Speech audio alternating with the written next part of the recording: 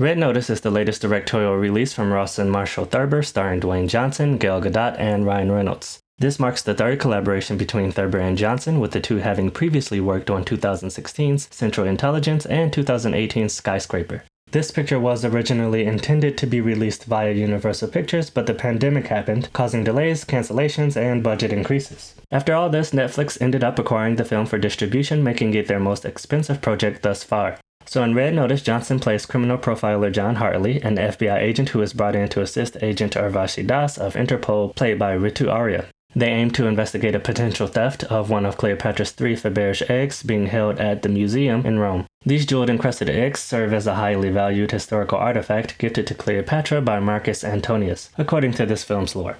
Shortly after Hartley and Das arrive, they discover the real egg has been swapped for a dubious one, with the culprit being world-renowned art thief Nolan Booth, played by Ryan Reynolds. After an action-packed chase, Booth is apprehended and sent to prison in Russia, of course, because that's what Hollywood always does. Anywho, in a turn of events, Agent Das discovers the Faberge egg Interpol secured is yet another fake, and all signs point to Special Agent Hartley, after noticing he received a substantial money transfer during the fiasco. Hartley is sent to the same prison and cell as Booth, where the viewer learns the real mastermind is the Bishop, aka Sarah Black, aka Gal Gadot.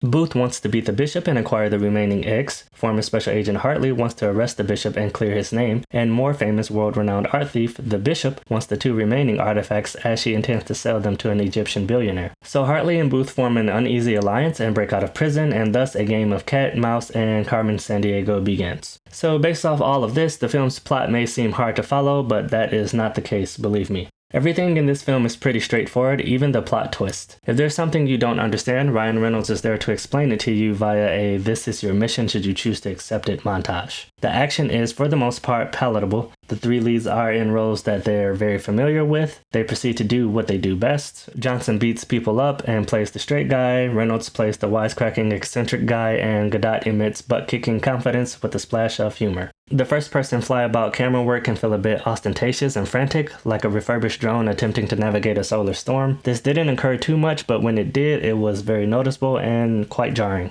The CG is probably my biggest issue with the film. It's extremely underwhelming to say the least, and just looks very budget in a lot of scenes. Which is odd because the film's production budget ranges from $250 to $300 million, according to The Hollywood Reporter. Now, Richard R. Hoover is the special effects supervisor for Red Notice, and he also worked on Blade Runner 2049, which had a budget of $150 to $185 million. Although the 2 films are completely different in nearly every way, it's disappointing because Hoover is more than capable of creating quality CG.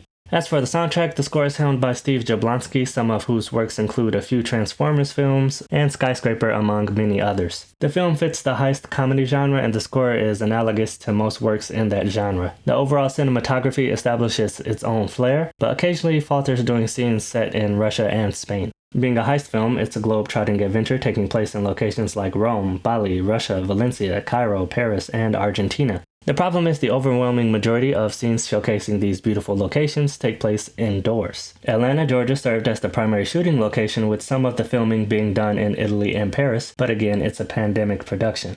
Red Notice makes no attempt to set itself apart, but to be fair, I don't think that was ever the goal in mind. By no means is it a bad film. It's simply a very algorithmic sort of by-the-numbers film. If you're at home and you've got 2 hours of downtime, order a pizza or whatever your deliciously greasy vice is and check out Red Notice. It's available via streaming on Netflix currently.